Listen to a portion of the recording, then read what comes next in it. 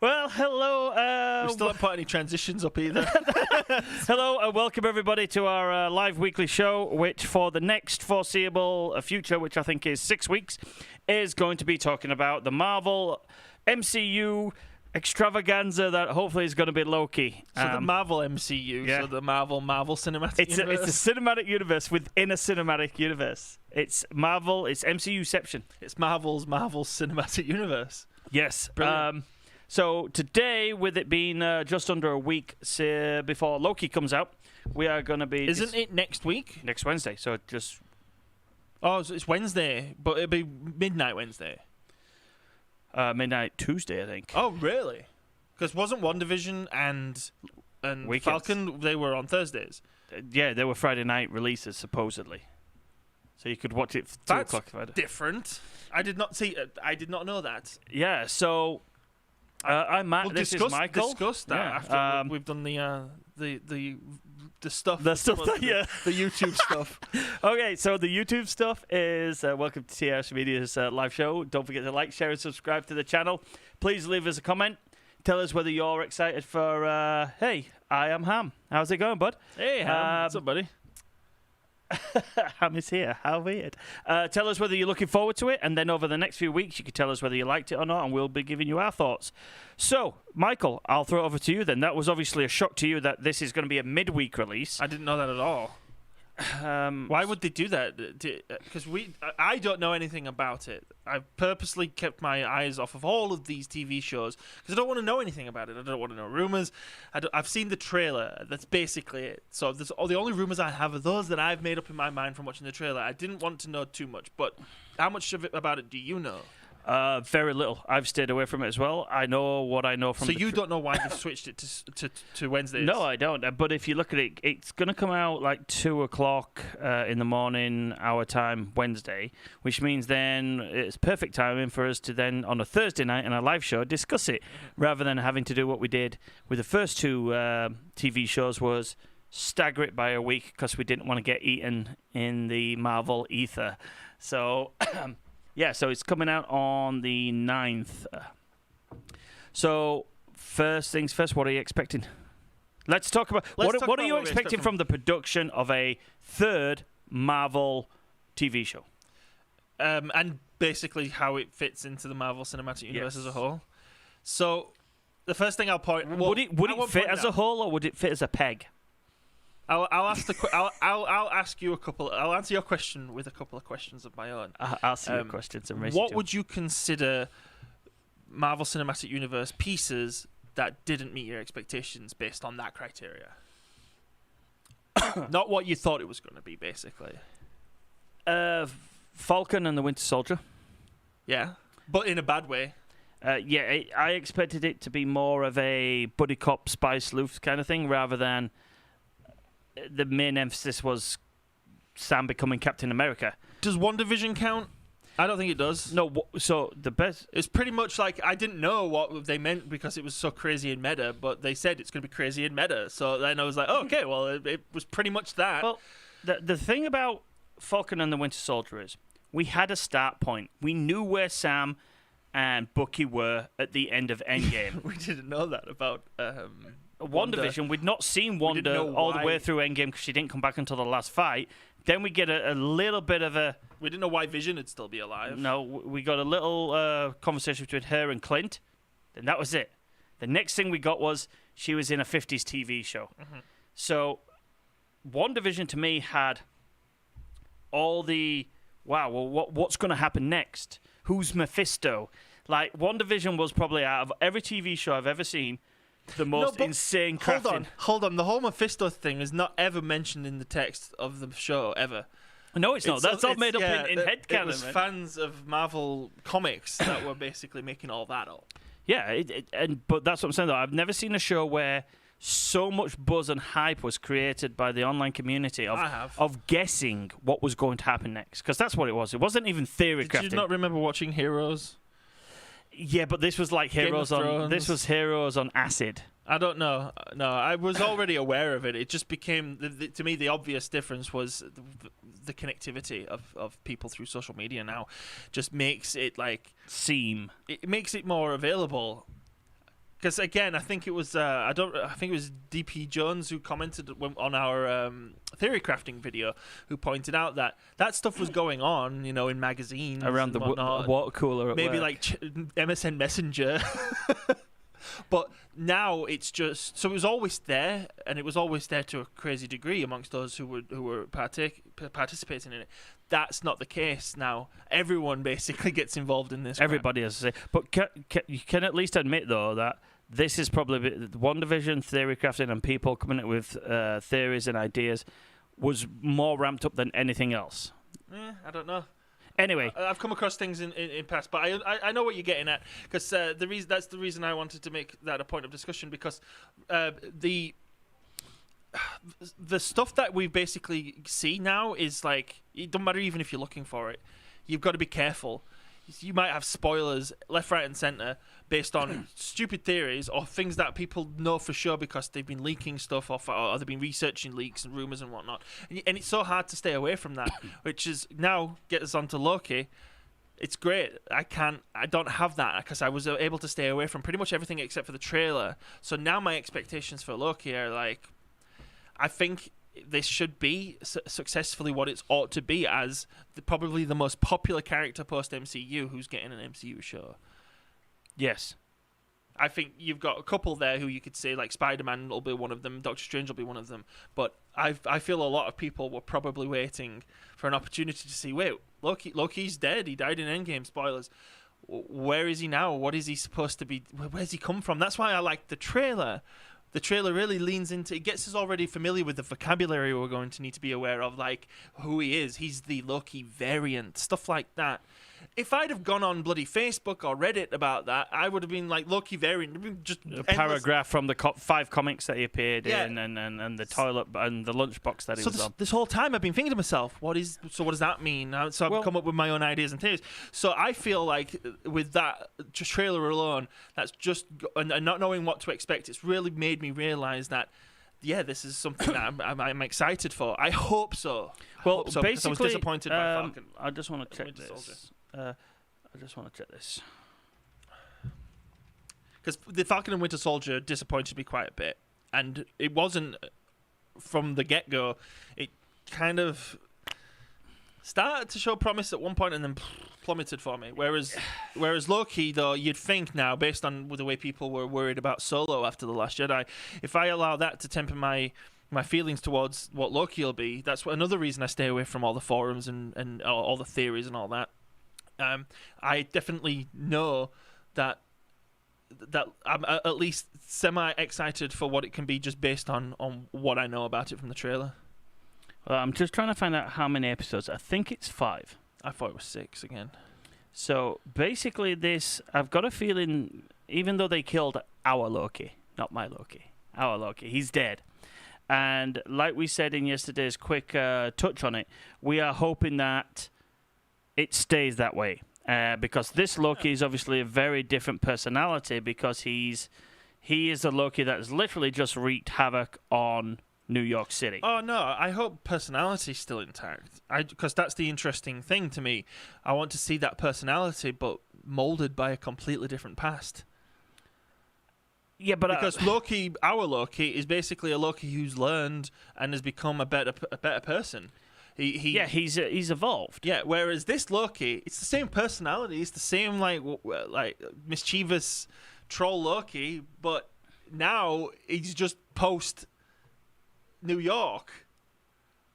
It's like 18 movies ago.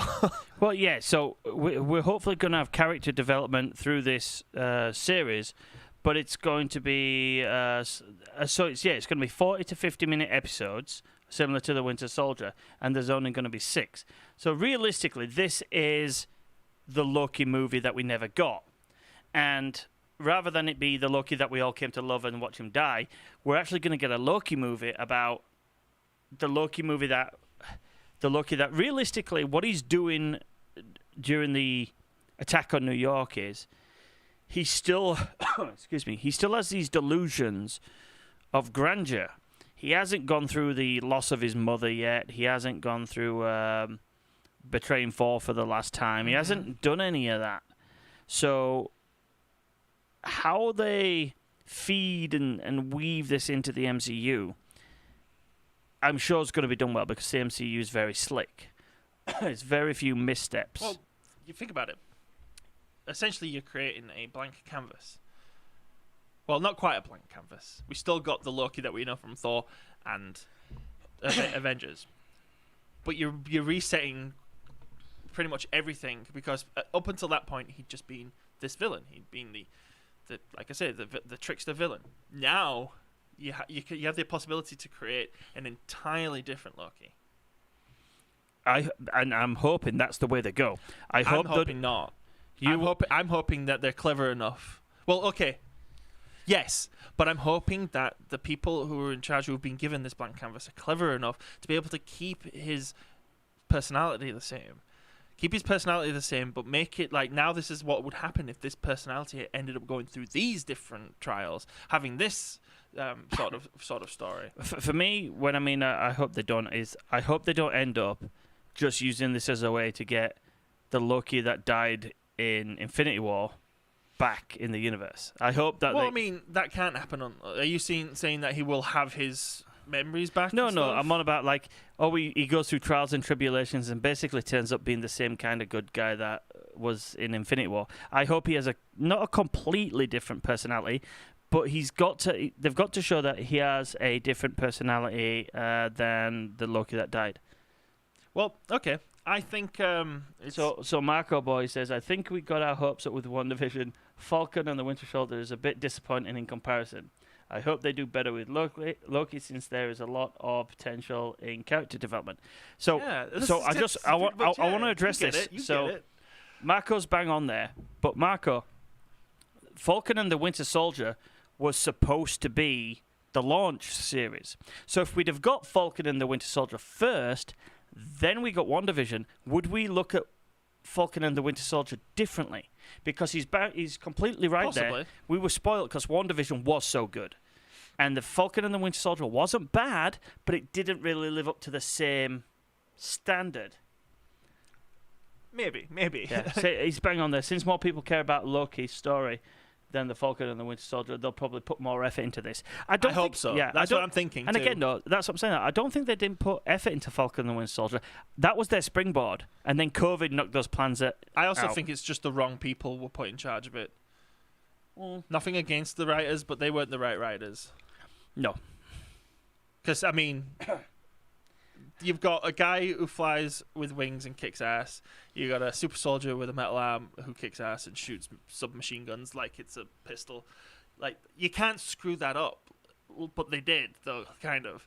And the strange thing about them screwing it up is they accidentally created one of the best characters of recent Marvel times in Zemo. Everybody wants more Zemo. And again, credit to the writers, but I think that mostly is Daniel Bruhl's performance. Yeah, but that's what I'm saying though. So accidentally, you've now, because I tell you what, I would definitely imagine Tommy Wiseau in that role now. Yeah. I'll tell you this: I would go watch a Baron Zemo-led Dark Avengers. Yeah, that would be awesome. Marco agrees with us there. He said that if they started with the Falcon and the Winter Soldier, and then WandaVision, we might look at it differently. But you're right. Marco was right there. You've got a beloved character in Loki. I don't want to say they're on dangerous ground because they could fuck it up and annoy a lot of people. Yeah. I don't think they will because, as I say, it's very rare that Marvel have missteps.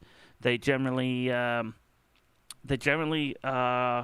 pretty consistent with what they do.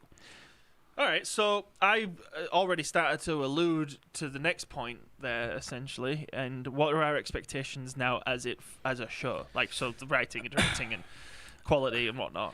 So quality, even from the trailers, the quality of the production looks the best of the three that we've had so far, and that's from the trailers. It looks better than WandaVision. Now, obviously, WandaVision led itself to be quirky, and because it was homaging periods in history for sitcoms. Falcon and the Winter Soldier, to me, they should have probably doubled down on the grittiness and gone darker and gritty. Whereas from the trailers, to me, Loki looks like a movie. It looks visually like it's a movie, and what they've done is chop it up into 5 pieces. Now, whether they're going to do that, No idea. Each episode might be like we joked when we were talking that what happens if he's like a Sam Beckett character from Quantum Leap, and he keeps going, and because there's a scene where he's it looks like he's playing DB Cooper. Do you know who DB Cooper is? So DB Cooper is a famous thief. He basically hijacked a plane, got a shitload of money, then jumped out the back of the jet, and this was an airline. It was a 727 with the rear door. He dropped the lower door and jumped out the back, and then was never seen again. Now, there's a scene in the trailer where Loki's dressed as DB Cooper, and he jumps out of the plane, and the Bifrost picks him up. So I'm wondering if he has to go to... Because we know there's all these divergent timelines. I wonder if the time... I want to keep calling them the Time Bureau. Well, they're the time cops. You think they're making him do work? It's like, hey, look, if you want to be released or you want your sentence reduced, you got to go do all these things across time for us and fix all these problems. Well, that's it. I think... Well, hold on. This is what I was going to message you. That's the third point I forgot to mention. Theory crafting. So let's not get too far into theory crafting. Let's not get into theory crafting then. So just the production value. We're probably going to get a stellar performance from... Tom Hiddleston. I was going to say Tom Hiddleston. Hiddleston. It is. Yeah, Tom Hiddleston. We'll probably get a decent performance from. Wow. See, I had no idea Owen Wilson was going to be it. So to the point where I watched the trailer, I was like, oh shit, wow, it's Owen Wilson. So, as I say, the big thing for me watching the trailer is, out of the three, it looks the most like a movie. Is there anyone of note in it other than those two? I don't know. Let me bring up the cast. I'm not sure if I want to know. I want to be surprised maybe when I see it. Are you sure? I could bring up the Unless cast. Unless you knew. Because you don't know. No, I don't know. I know that's why I like this idea, this conversation, because we're both pretty much coming from the same point. People, there's some recurring characters in there. Like, I believe Lady Sif shows up. But Richard E. Grant. Well, there's the... you've already answered who the cameo is going to be then. Yeah. But there, it doesn't tell you who they're playing. But we know Lady Sif is going to be Lady Sif, though. So there's not really anyone of note. So no, but pretty much to this point, each series has been carried by two very good leads in the actors. Well, I mean, obviously we didn't like Anthony Mackie. He wasn't like... It was carried by Sebastian Stan and Daniel Bruhl. Even Sebastian Stan is like still not quite as up there as Daniel Bruhl was. And I think Wyatt Russell and Daniel Bruhl stole the show. Actually, they did. And I do like Sebastian Stan, but I still don't think he was that great in hindsight now. I think what he was given to work with, he did way more, and he was given way less than Anthony Mackie did. So with the way it's been dealt with in this show moving forward, with those two of the actors of note, do you think Owen Wilson's pretty much a lead in this? No, so from what I gather from the trailer, I think Owen Wilson is basically the head of the time cops. Well, no, yeah, I know he works for them. So what I'm thinking, though, is, as I say, this is where I was getting at. He'll probably have quite a lot of screen time. That's what I was asking. In the first episodes, but I think the way this show is going to be done, because my theory is that Loki is going to have to fix the timelines, and he's going to be bouncing into timelines and back. So he'll get a briefing off of Owen Wilson. He'll go do the mission. He'll come back, debrief. So then, to keep it on topic, your point is you think he's just kind of like a foil for Loki. He's not. He's essentially the villain. I don't think he's a foil. I think he's the guy that he's the antagonist. Maybe, but you never. That's kind of the way you were describing that. You never know with Marvel, though. While Loki's out and about, he might come across Mephisto or another big baddie. Well, the way I see it is that the TVA, is that what they're called? Yeah. They are good guys. They're not bad guys. They're good guys. They're bad guys. They're police. Of course, yeah, because right, which is supposed to be, they're the law and order guys. But there's room there for the character of Owen Wilson, though, to still be the foil because Loki is technically the bad guy. Yeah, at this point, technically he is. But that's why I think possibly those are our two leads, and you're going to have this almost like I said, Catch Me If You Can type. Think about Catch Me If You Can. There's two leads in that, but one's the antagonist and one's the protagonist. Who's the antagonist?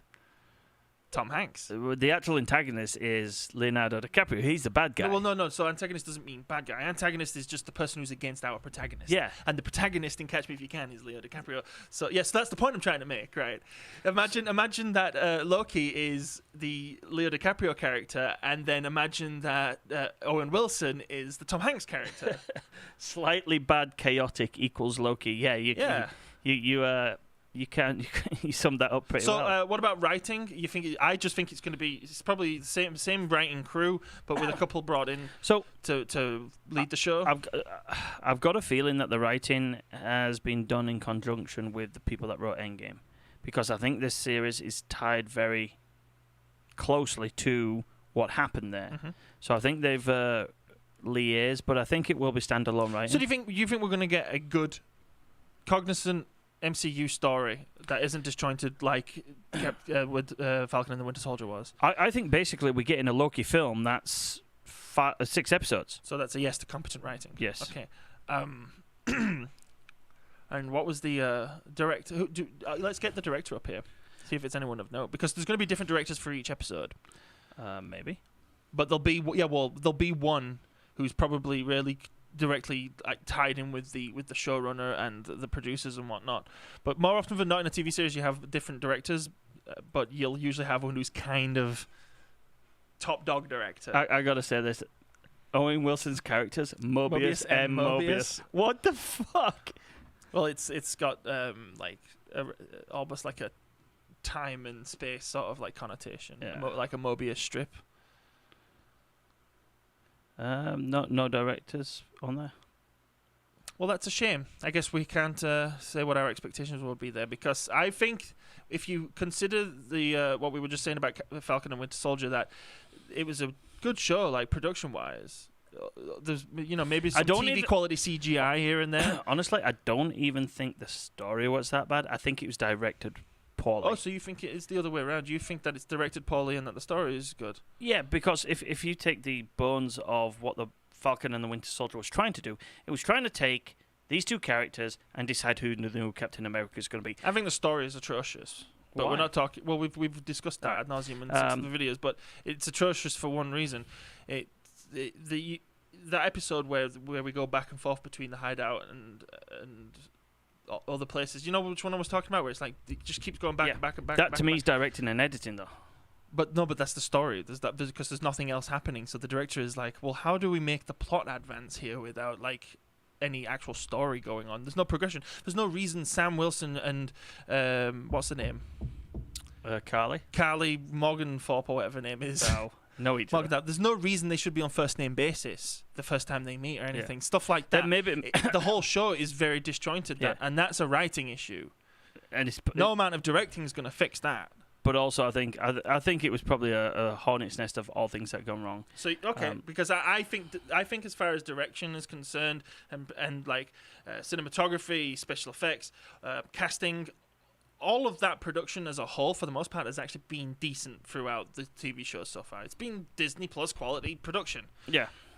I'm just thinking that the writing is what brings most things down. And that's going to be something you'll see in a TV series as well quite often, because you might also, in the same way you have different directors for each episode, you're going to have different writers involved in different episodes too.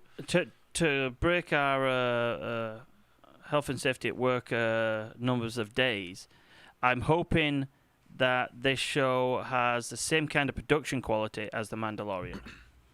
Which is all filmed on like HD screens. Yeah, but that is phenomenal technology now, and the actors love it because there's actually something there for them to. It's not like a green screen. React against. But also you look at that show. That show had different directors. It's also a lot easier to do that in a Star Wars show where you basically, these are your sets. You've got desert planet, you got ice planet, you got hill planet. But that's how I see jungle this. Planet. That's how I see this Loki episode. You can't do that though with Loki, because you're gonna have things like the TVA headquarters, and you're gonna have cities and things. Do we want to move on to theory crafting? Well, there's we're almost done with that point. We're coming to a really good end on that, I think. Yeah. Don't you agree though that no?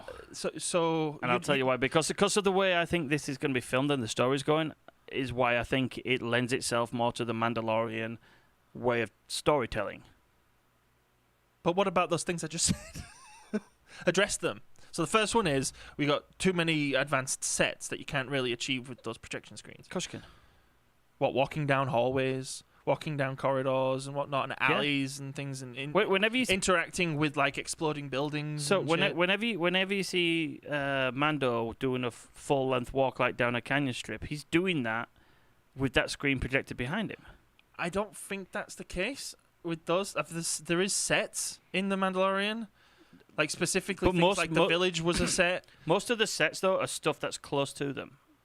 But there are advanced sets. There are big set pieces. I thought when I was reading the information in the background to The Mandalorian that everything was shot on those screens. And the more you read into it, it's just utilized instead of using on on-site locations. Well, no, but using on-site locations. So going out to the Tunisian desert, for instance, that's the reason they use it. So you're saying the way you think it's going to happen, you think the show's going to have a lot of like on-site locations? No. Mountains and stuff? No, I think it's going to be like, let's say that a scene where Loki's chatting with Owen Wilson's character. If they're utilizing the similar kind of technology. So in an office, you mean? Yeah. So that's just an office set. Well, no, you don't need screens for that. What I'm saying is, though, I don't believe it'll predominantly be green screen. Okay. The big city expanses that we see will be green screens. Then the rest will all be sets. I don't see them. That's an interesting expectation. I don't see them going out on location from this for this series. That's interesting because I mean it does cut down on any costs, but that's another reason why you've got TV caliber CGI in Falcon and the Winter Soldier as well. And yet they probably spent a shitload of their money going, because most of all of their stuff is near enough on site except the background of Madripoor and stuff like that. But when they're in the Latvian town, they're in a town that looks like it's in Eastern Europe. Madripoor is Singapore with a whole bunch of like stuff added to it. So, yeah. But that bridge, I think, is somewhere in Vancouver. Oh yeah, the bridge is not in. Yeah, that they crossed. They didn't go on location. They just I see what you're saying. Yeah. So all right, that's interesting because I think Loki's going to be probably the most down to earth of all of the productions and the most limited post-production, and I'm expecting that. I think he'll have little. I think this is going to be the most fucking outrageous. I think you'll have little one. things like obviously the Rainbow Bridge, the Bifrost. You'll have things like that. Those will be little CGI events. There's obviously going to be effects, After Effects and whatnot. But as far as like huge CGI set pieces or anything, I don't think we're going to see anything like that really. So I'm hoping not. I was hoping this would be more like Quantum Leap, basically. No, I think the premise of the stories are going to be like Quantum Leap, but I think it's going to be. Go into theory. I think it's going to be Marvel big scene magic. Nice natural segues, Matthew. Anyway, so I think this will be. Am I saying this right? Episodic. Yeah. That everyone. Episodic. That it's linked, but basically. What I see is, and this is why I think it lends itself. Of course, it's episodic. Yeah, lends itself to the Mandalorian style of filming. If you think about, when we did the Mandalorian, we're going back now to. Well, no, this is going. If you think about when we did the Mandalorian shows, I think it was D.P. Jones said, Mando lands on a planet, has a problem to solve, solves the problem, gets a problem to what? Problem to solve. Oh, okay. Goes solves the problem. Then gets an item. It's like a video game, he said. It's like a question. Yeah, it's rinse, repeat. Yeah, I think Loki's going to be like that. Interesting. He's going to have a problem of the week to solve. If it's like Quantum Leap, then that would be perfect. Yeah, he's going to have a problem to solve somewhere in history, at some time in history. He's going to go back and solve it and put that... Because from the trailer we saw... the timeline diverging like the Sorcerer Supreme said it would do to Bruce if the stones were put back. We had this theory when we were talking just briefly about this last week, where there is still a broken timeline. Well, there is because of the absence of Loki and the Space Stone. Now they took the Space Stone from 1940s, right, or 1950s, and then they returned it there, but they'd already screwed up and caused the Time Stone from 2012 New York to be missing. So yeah, she says if the stones are removed, not necessarily a person, but if the stones are removed. It causes those. Well, so why does he have to take Mjolnir back? What do you mean? If objects as well being removed from timeline don't affect it, I don't think that's what she was getting. No, he takes Mjolnir back to give it to Thor of that time. All she's saying is with the stones, Well, yeah, but there's the split timelines is when you change a timeline. Yeah. It's not just removing the stone. What she's saying there is the problem with removing a stone is now that new timeline you've created will be without the defense mechanism of that stone. And it's such a big removal. No, but it's not. Yeah, it's not just the stone being removed that causes split timelines. Split timeline. You could go. That's why. So, do people not know this? That's why I hated Endgame when I walked out of it. Because I was like, they completely contradicted their own time travel rules. What do you mean with Captain America? Just anything. You can't take anything out of a timeline. Or if you do that, you've created an alternate timeline. So basically, the timeline we're in now with old Captain America, with old man Cap, that is actually a alternate timeline now. Because he got selfish and wanted to stay in the past, he started a new timeline. So there's a way that's not an old timeline. Wouldn't that be the greatest thing though? If that's the one Loki has to fix. He has to kill old man Rogers. No. That's the end of the Marvel Cinematic Universe as we know it. He has to say, "Look, Cap, you can't do this. You've got to go. You've got to go back. You were Captain America, and by doing this, you're dooming your universe." This is how the Russos explained it. Again, just making it up because it's not real. But in the Captain America timeline, as he gets frozen and then he wakes up and then he becomes an Avenger. During that timeline, Peggy meets somebody and gets married.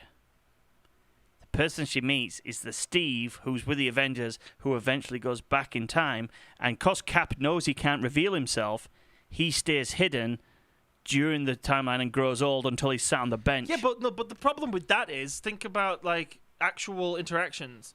Like, what if he's like in a bank and a bank robbery starts happening? Are you telling me Captain America's going to not interfere? No. What if he gets shot and killed? Hang on though, but this is where it all works out. So let's say old man. I think it's far more interesting if the idea is that we've created all sorts of temporal universes and Loki has to go and fix them. Let me finish my theory here. There. So even if Cap did go back and he kept himself out of the limelight and nobody trying to keep it on Loki. Yeah, nobody knew he was with Peggy. If he did stop a robbery, then that robbery always happened and it was always stopped by an agent Steve Rogers. All right.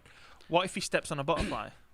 And the butterfly effect. He always stepped on that butterfly. No. That's not how that... Causality. That's not how that works. No, because he is now something out of time, right? He doesn't belong in that universe. So every action he has in that universe is creating a new universe. Right, hang on. Before we go too deep down the track... That's why I say it's bullshit. Yeah, time travel rabbit hole. But the Loki, though, if now we go back onto Loki...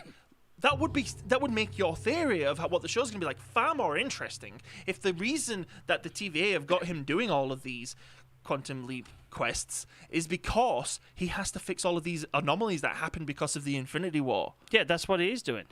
So imagine if Captain America being in the past ended up being one of them, and it turns out our universe we're in right now is a different timeline. No, I've got another fix as well. This is where Marvel have saved themselves.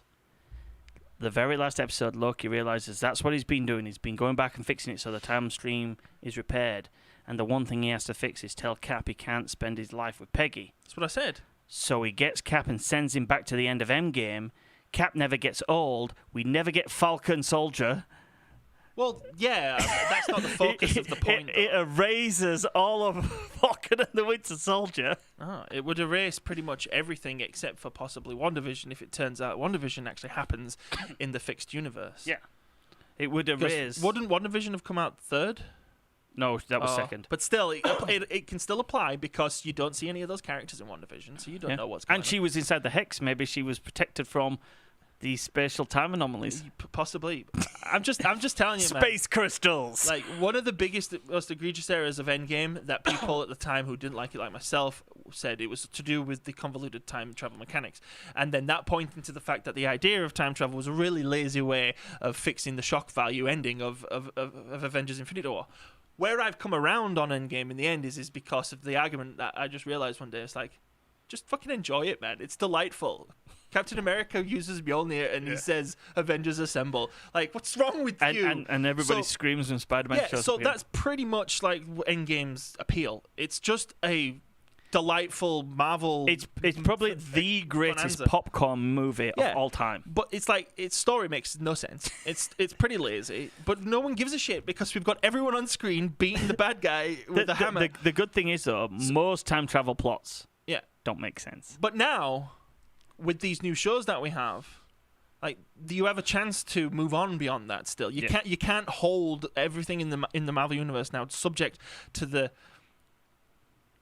end set piece of that was Endgame. Well, otherwise it kind of dilutes what we've got going ahead. So Loki fixing the issues of Endgame would be a hell of a start. This is a good thing, because obviously the Time Bureau, their job is time travel and protecting the timeline. Are they the TVA? It doesn't sound right. It is TVA. Yeah. Okay. Anyway, continue. Something authority.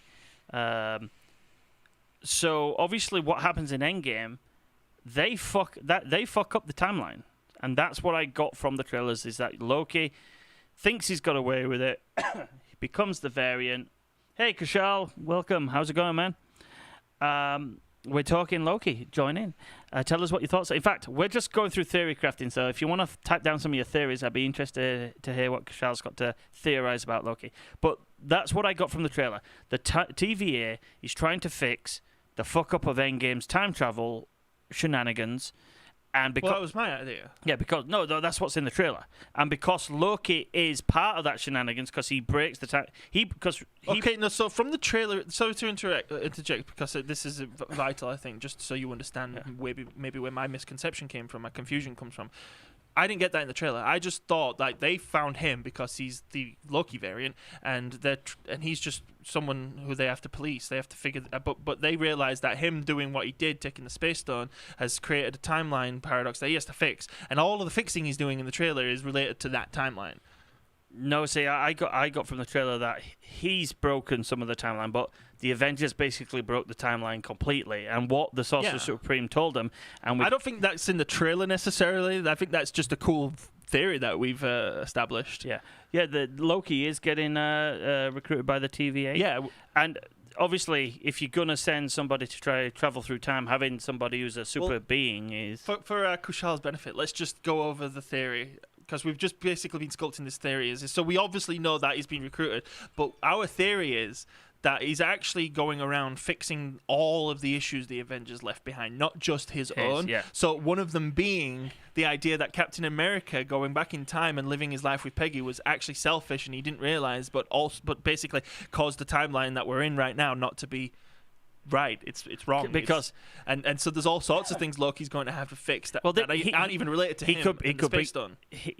If he's doing all this stuff, this is just like a tool or a mechanic that Marvel can use to say, well, here's Black Widow, she's back. Yeah. Here's Gamora, she's back. Well, think about it. That's true, isn't it? Yeah. Because in one timeline now, there's a dead person who shouldn't be dead.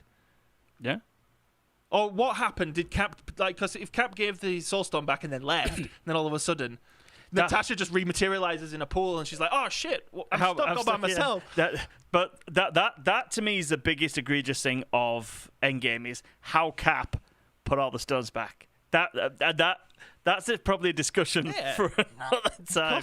Because in fact, that's a video we're going to do. We've got to come up with. Can you imagine if one of the episodes though is Loki has to go back to Asgard and actually make sure that the she gets stabbed. Well, no, to make sure not that she gets stabbed, but that the Ethan can't be put back in that way, because it's a magical device that chose her and possessed her. So when they extracted the ether, they basically now have created again a whole brand new sequence of events. So what he has to do, in fact, is get there before Rocket and Thor show up and stop them from actually ever doing it. Man, the universe is going to fall apart. Dude, the Marvel Cinematic Universe is fucked. Kushal thinks the TVA are the real bad guys of this show. I do have to admit, Kushal, he did postulate that. I don't so much think they're bad guys, like villains. I use the analogy of the movie Catch Me If You Can. They're the FBI. They're the antagonist to our protagonist. But in the story, the protagonist is the bad guy, just like Loki. Loki's a bad guy. The TVA they're the law. They're the federal good guys. But it's going to be told in such a way that they're antagonistic towards our hero, our anti-hero, our protagonist, Loki. That was my point of view. I think basically what you're going to get is you're going to get 5 episodes of Loki shenanigans through time. You got to address that real quick. I did not notice that. What? I didn't see Natasha in a Loki. Like in a quick frame. Was she? I think I also saw Mephisto. I was going to say, was she stood next to Mephisto? No, because well, we were just saying then, if he is going back to sort out all these issues that the Avengers did, then maybe one of them is getting that back. Well, yeah, that's what we're talking about. I just said that. So think of all the things that he could do that he has to fix, that the Avengers did and then just brushed under the rug like nothing happened. You got to make sure Cap doesn't get like selfish and lonely and go live his life with Peggy. I hate that, to be honest. I think it's selfish what he did. I think it's incredibly selfish. And for him to turn around and give us that whole, no, I don't think I will, I think I've earned this, is bullshit. Well, Captain America would never do that. What makes Captain America is that he knows he has a duty to be the perfect soldier. So Cap Kushal over there says that you see Nat on Vormir. Oh, interesting. So there you go. What I said. So he's going to have to go back and fix the whole Natasha Romanoff situation. Make sure she's not stranded in that universe after Cap leaves the Soul Stone. Then he's got to go. He's got to go fix his problem. Do whatever he did with the spit. Actually, no, they'll have the Tesseract. Who? Because they'll arrest him when he has it. TVA. So he'll have to go put the Tesseract back where it belongs, which is with Tony Stark's dad. Well, yeah. No. The one he steals is supposed to be with S.H.I.E.L.D. So how does he do that then? That's what I'm saying. He's going to have to go, and then he's going to have to put himself back in prison, and then do what you said you don't want to see happen. Him become the Loki that he's supposed to be. And then die. Man, time travel really fucks with you. This is cool. But again, now going back onto the writing, I don't think the writers are clever enough to come up with something like that. This is just it. We've talked about time travel. Good catch, though. Good catch. Well, it doesn't look like Natasha, but you never know. Oh, Kushal got us all excited. No, but if he saw something and it's that subtle, then that's a good catch. We've done 2 time travel videos. I suggest you go watch them. We'll put the link. Where am I sat on the video? I'll put the link here. Just round about here somewhere. The first one's like the worst production value That was ever, our very first video, but it's our best videos content-wise. And it was about how you use time travel as in a plot of a movie. And is it a good thing? But just from this conversation, I can tell that we've had here, if it's done right, and I'm sure we're saying that at the very first video, if time travel is done right, it's a good plot device. But what happens more often than not is it gets so fucked up because it's such a convoluted storytelling mechanism. They have a potential to really screw themselves over. But the thing is, though, the Russos have the potential of looking like geniuses here, but they're obviously not in control of it. But these people making this show can do that. Because if you think of that implication, so we've already discussed the way that the Sorcerer Supreme explains time, and how altering anything in any timeline creates it takes a different flow. A paradox, right? But then there's also the Hulk's. Bruce Banner's. That confusing. You can't do what you do in the past because now it becomes your future. No, so what he's saying is, and this is something you could probably, we'll ask Kevin, if you're a quantum like a quantum physicist guy, you could probably make it make sense. But this is based on my understanding of quantum physics. So, like, in order to make something happen in reality, it needs to be observed, and when it's observed, the wave function of the universe basically collapses into a photon or something like that. And it can be a photon and it can be matter. It can be both at the same time. But once it's observed, it becomes something concrete. Mm-hmm. Now it's written in history. And so what Hulk is essentially saying there then is that the universe you observe can't go backwards. You're in the universe, so you can only go forward. Time only goes forward. So no matter what you do, you're going to create an alternate timeline. Yeah. But even when you're back in your timeline where you're supposed to be, you will have lived. What happens? It's not like you'll disappear and then reset, like the grandfather paradox. And it's something that could happen in theory if you think about it, right? Well, this is another interesting thing, is time from the TVA's point of view. Are they only fixing one timeline they're for fixing the it Prime all. universe? No, they're fixing it all. It seems to me like TVA are basically a deus ex machina, essentially. They're a god. They're Q. Well, they are. So they will probably see all universes, all timelines. And if they exist outside of time, space and time. So Now, so why do they look human? Right. So, well, anyway, no. Wow. So now going back to like what the Hulk said, that was where people kind of got confused with the time travel plot device, right? Yeah. They were like, it didn't correlate at all with what the Sorcerer Supreme was saying, because the Sorcerer Supreme was talking about the many universes idea. Hulk was talking about essentially Back to the Future. Yeah, he's saying that's why they had that conversation. Yeah. Is it Back to the Future or is it Haunted Time Machine? You can't go into the past and change it, because that past then becomes your future, and that, which is what happens to Marty McFly. Yeah, right. And why he starts to disappear. But it's still the only time. But when he gets back into his own timeline, that is the real fixed timeline. You mean after he's killed his family? What's that? After he's killed his family? No, we don't need to. There's no context. You go watch that video, you'll know what that joke means. Anyway, now you caused me to lose my train of thought. So you got one guy who's basically saying time works like the Back to the Future, and one guy who's basically saying that it's Hugh Everett, many interpretations idea. But you can reconcile them with what's going on with Loki by saying that, so you will continue on forward in the timeline that you've broken, but you can still fix that timeline as long as when you go back, you are now basically in that timeline that you're not aware of, and you're going to go live out your life now. And that's why it's so tragic and sad, because Loki doesn't know he's going to die. He doesn't know he dies in the real timeline. Well, but also look at if we go down that route, that's what he's trying to fix. When he goes back to Asgard, there's two of him there. Mm-hmm. So how are they going to reconcile that? Well, no, because he's going into that universe to fix that universe. So once he's done fixing that universe, he goes back to his universe, which now becomes the real universe. But we know Loki likes shenanigans, so what's to stop that Loki, who's still maniacal, saying, no, he's going to have moments like that all the time. Yeah.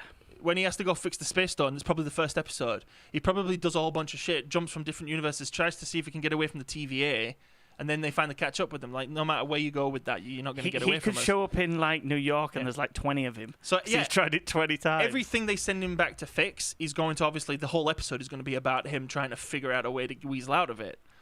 Until he finally fixes it. So Kashal says the TVA is like the Eternals. They only interfere when they have to.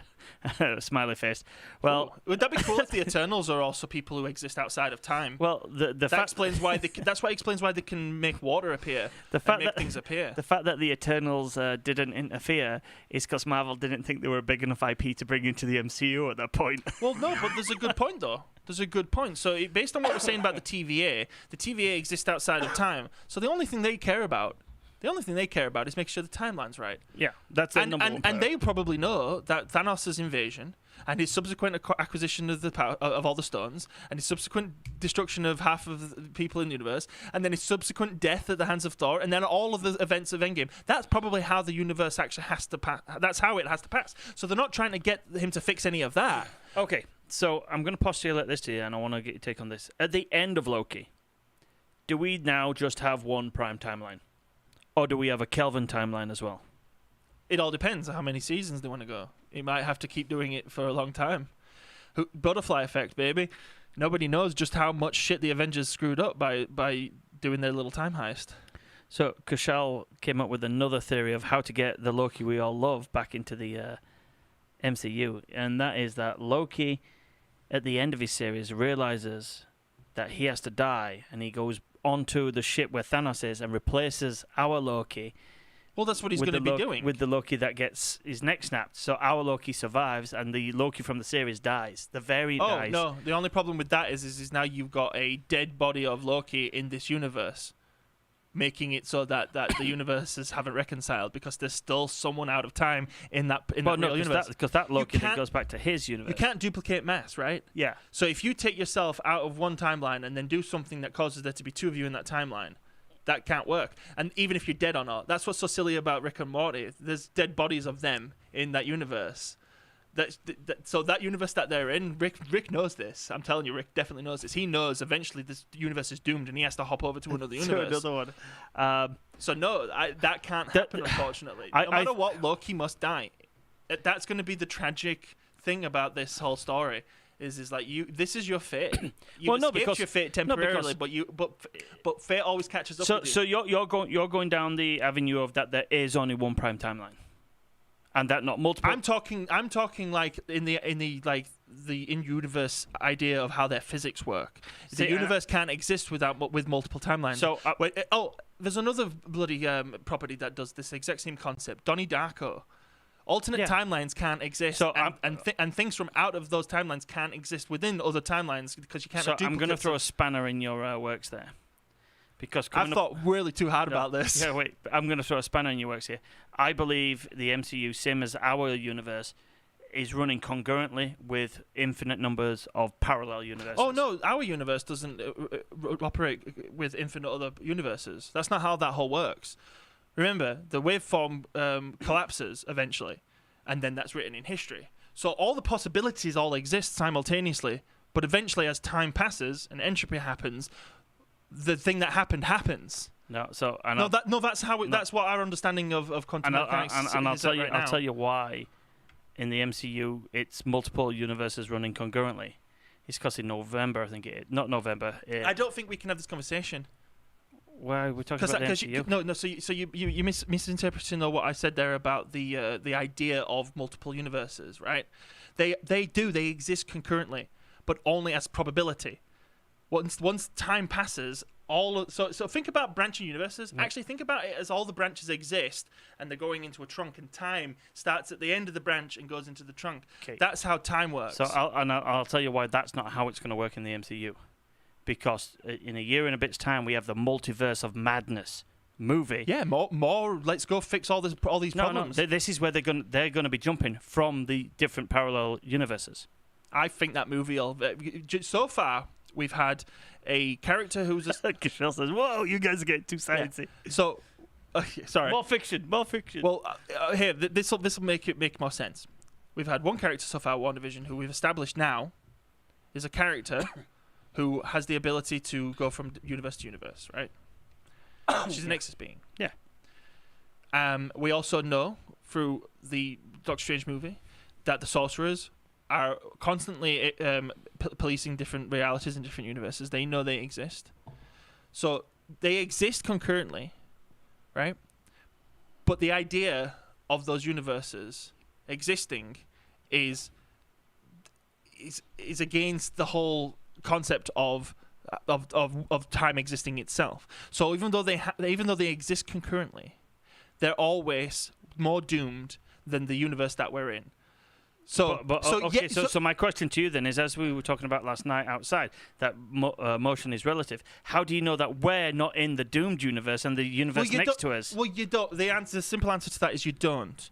But from what we know about the way quantum mechanics works, is we do know that eventually the waveforms that we see as photons, they collapse and turn into actual statistics and things that happened. So, but we're getting back to sciencey again here, so my point being is music.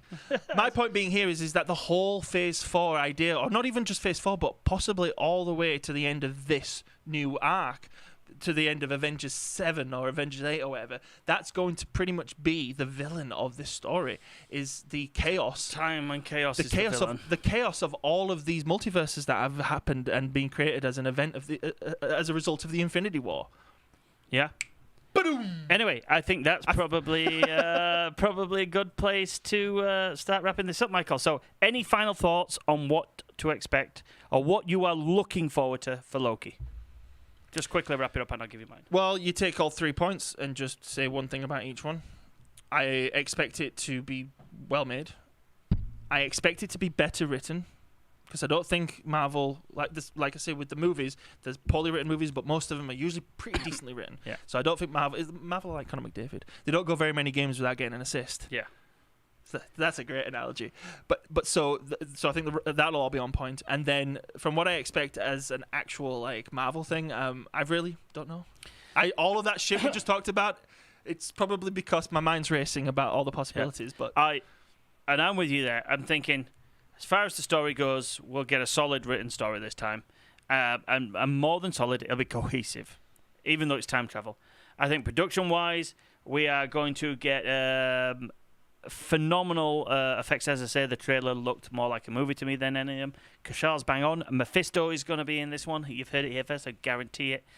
And as far as the story, I have no fucking idea. Basically, like you said, everything we just talked about there, it could be bang on.